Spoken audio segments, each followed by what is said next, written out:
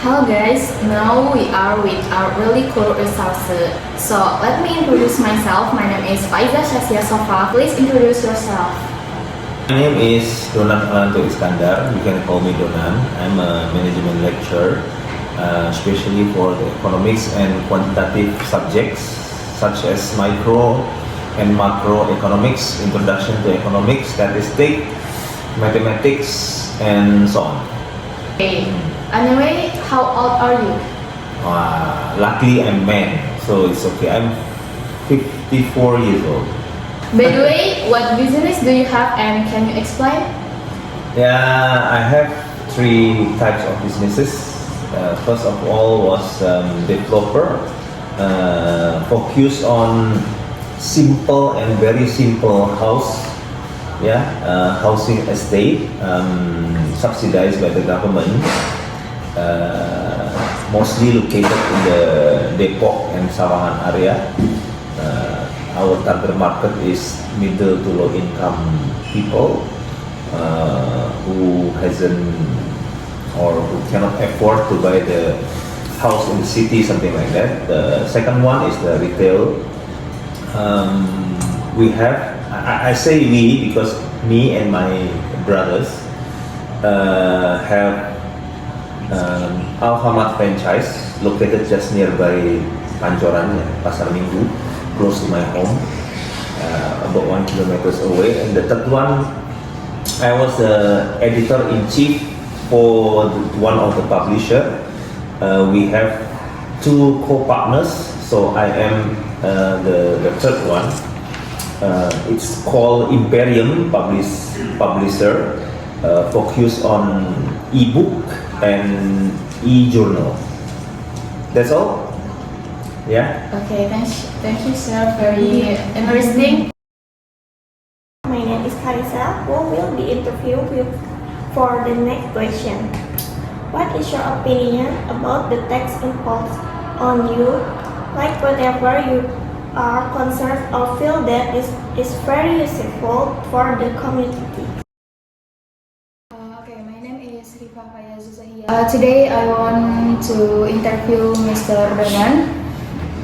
Mister, in your opinion, why should every business actor be subject to income tax and business tax, especially for the contractor business layout?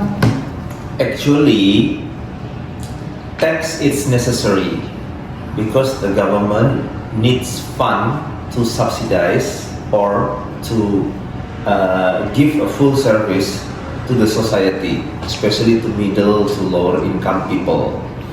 However, sometimes our government impose tax, implement tax too early and targeted to the lower income people. For example, like my experience, we have a retail business which is quite okay lah, like middle income. So we have customers, we have a check register and so on, kan? And our product mostly is a branded product from prominent distributor like Unilever, Indofood, etc. So if we are taxed, it's not really a problem, but sometimes government also tax the small and medium businesses which just started the business. So actually they have a lot of money to be invested in the beginning as an initial investment. For example, like rental, equipment, inventory, and also we know in Indonesia we call it jatah preman. We have to pay also for the certain mass organization,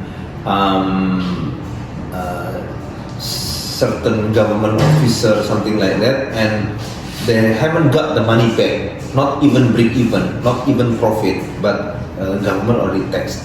That's why a lot of people say, why the price of good in Indonesia is very expensive compared to Thailand, for example. So a lot of people doing just tip, right? Jasa titipan kan, went to Thailand and then buy goods and bring to Indonesia, and still cheaper compared to the goods in Indonesia from Tiongkok, something like that. Okay. Okay. That's for all. Thanks for the explanation. Hello sir, let me introduce myself Yes. first. My name is Dara Salsalayanti. This next question is very interesting, especially you are an economic lecturer.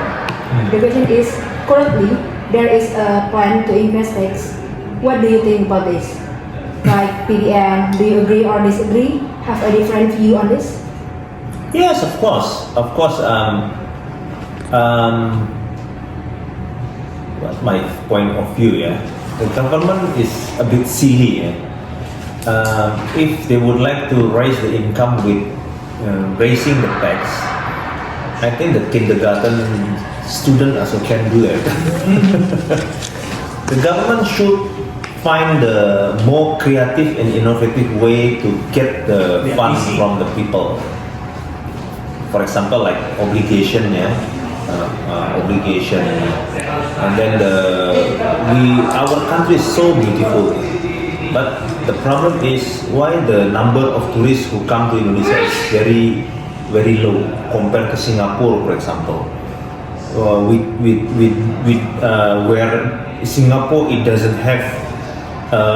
That's why I think government should cancel the value-added tax. Even I suggest the government to decrease, not to increase, because I am an economic lecturer. If we decrease the tax, it will stimulate the economy. Especially our economy now is not too good, tidak baik-baik saja, very bad, you know. That's why the cost or the expenses of health in Indonesia is very expensive. But if the government release some taxes, it might reduce the price. Okay, I think something like that. Thank you for your amazing opinion. The next question from my friend Tita. Thank you so My name is Vita Malino. So I will interview, and this is the last interview, the last question. So the question is, what's your opinion? What is the role of Pancasila as a basic basis that influence taxes? Of course, wrong. Yeah, I mean, not Pancasila is wrong, but the text actually is wrong. You can see that some country who don't have Pancasila, but they manage tax very well. Yeah, in Indonesia, we have an abundance of natural resources compared to maybe some Arabian and Latin American country. They have only oil. Brunei only have gas. Yeah, but the income distribution is more equal than in Indonesia. Of course, they still have poor people. Yeah, it's natural. Yeah, we have poor people. We have middle income, we have rich people, we have a conglomerate. It's natural anywhere in the country. To get higher tax and then building the outback region in Indonesia. Okay, I think it's enough. Okay, so that's the explanation for Mr. Donan, and that's very mindful for us, Mr. So thank you, and that's the last you're question. welcome. Thank you for watching.